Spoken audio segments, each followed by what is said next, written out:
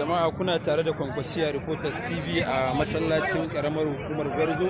Wannan dukkaninsu matasa ne na karamar hukumar Gwarzo ɗan Kwankwasiya wanda suke gabatar da shagulgulan sallar su kamar yadda kuka gani.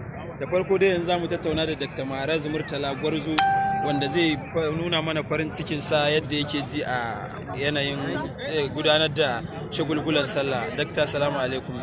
Muna so ka bayyana wa Kwankwasiya Reporters TV farin cikinka da kuma yadda kake jin nishadi cikin 'yan Kwankwasiya da ake tare da su yanzu.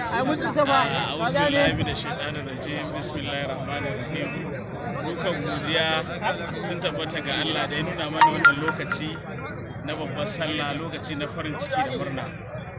Babu abin da ya ƙara faranta min rai irin yadda na ga mutane masu daraja 'yan Kwankwasiya sun cika ko'ina a wannan masallaci.